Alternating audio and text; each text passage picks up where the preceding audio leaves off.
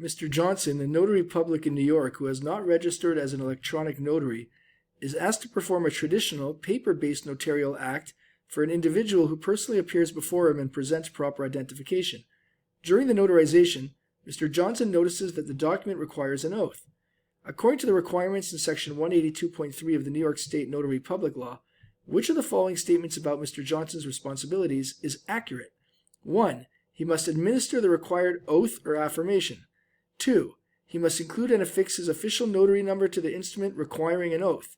3. He must ensure the personal appearance of the individual for the duration of the notarization.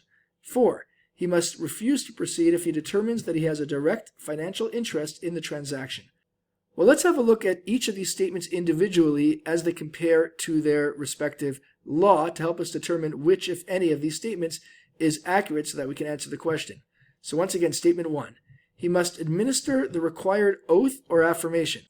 Well, let's have a look at Section 182.3 entitled Requirements for Notaries, found in the Notary Public License Law booklet, and it states under subsection A, all notaries public who wish to perform notarial acts in New York State must, and then under subsection 4, administer any oath or affirmation as required by the law governing the transaction for which the notarial act is required. So indeed, statement 1 is accurate based on the law that I just read from before, and therefore we could put a check mark next to statement 1. 2. He must include and affix his official notary number to the instrument requiring an oath. Well, if we look back at that same section 182.3 subsection A, subsection 4, if you read on in the sentence, it states, he must include and affix to each instrument requiring an oath or affirmation such notary public's official number. So indeed, statement 2 is also accurate, and we can put a check mark next to it. 3. He must ensure the personal appearance of the individual for the duration of the notarization. Indeed, if we have a look at section 182.3 subsection A, subsection 3, it states that he must require the personal appearance of all parties to any transaction for which a notarial act is required for the duration of any such transaction. Therefore, statement 3, which aligns with this, is also an accurate statement, and we could put a check mark next to statement 3 as well.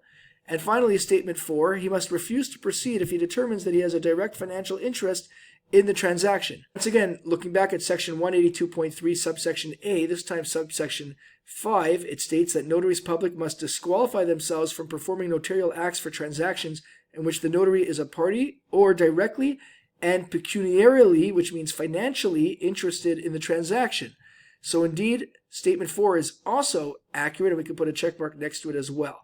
With all this in mind, let's have a look at the 4 choices to determine the solution. Once again, remembering that we're looking for which of these 4 statements is accurate, and as I've checked next to each statement, that means that all 4 statements are accurate.